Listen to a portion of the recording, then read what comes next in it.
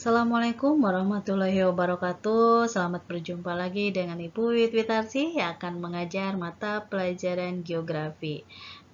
Di bab ke-1 ini, untuk yang pertemuan yang ketiga, kita masih hakikat geografi, tapi bagian sub 10 konsep dasar geografi. Mari kita mempelajarinya bersama-sama.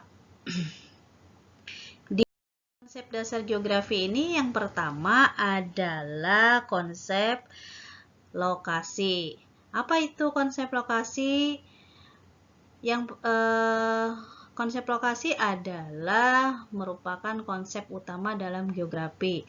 Yang kedua, lokasi absolut, yaitu menunjukkan letak tempat secara tetap terhadap sistem grid. Yang ketiganya adalah lokasi relatif, yaitu letak secara geografi. Nah, yang kedua, konsep jarak. Apa itu konsep jarak? Yang menyatakan tempat itu berkaitan dengan lokasi.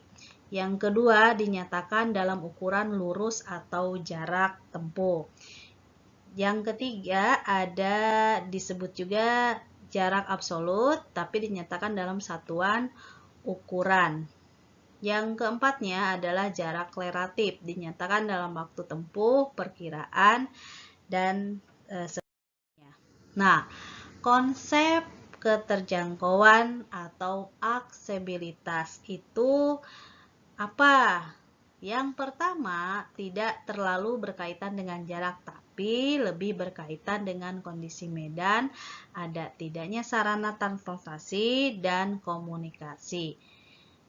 Yang kedua adalah faktor yang berpengaruh, itu biasanya rintangan alam, bahasa, adat, sikap. Karena kita ketahui bahwa di Indonesia beraneka ragam bahasa, adat, sikap, karena Indonesia banyak sekali lokasi atau tempat atau kepulauan yang berbeda-beda, di mana bahasanya pun berbeda, adatnya pun berbeda.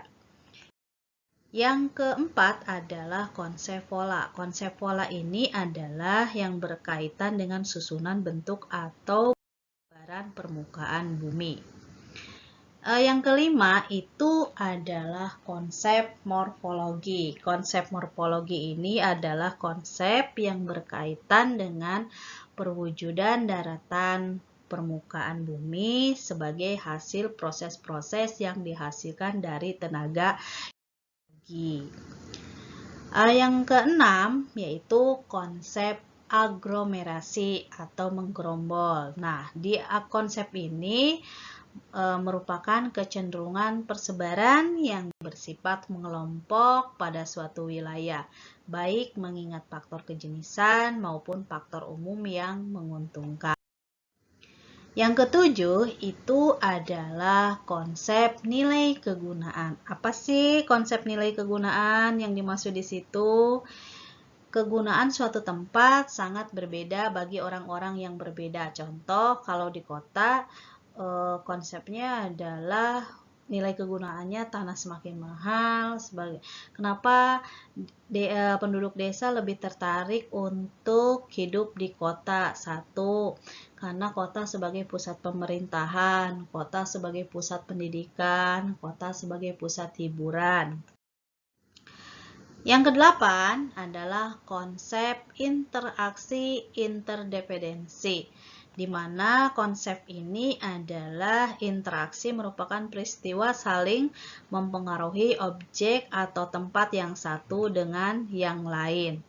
Nah, seperti desa dengan kota sangat mempengaruhi, di mana kota sebagai tempat pemasaran untuk bahan-bahan yang bisa dijual dari daerah desa. Sedangkan desa memerlukan istilahnya saling keterkaitan sebagai penopang daripada kota. Ada interdependensi atau ketergantungan, itu saling memberikan manfaat daerah yang satu dengan daerah yang lain. Yang kesembilan adalah konsep diferensi areal. Nah, diferensi areal ini adalah setiap tempat terwujud dari hasil interaksi berbagai unsur dan fenomena. Maka selalu memiliki corak yang berbeda-beda setiap daerah, setiap tempat. Diferensi area mendorong adanya interaksi antar wilayah, jadi mempunyai saling keterhubungan. Contohnya adalah daerah industri dengan daerah di sekitarnya. Nah, yang terakhir adalah konsep keterkaitan ruangan atau asosiasi keruangan.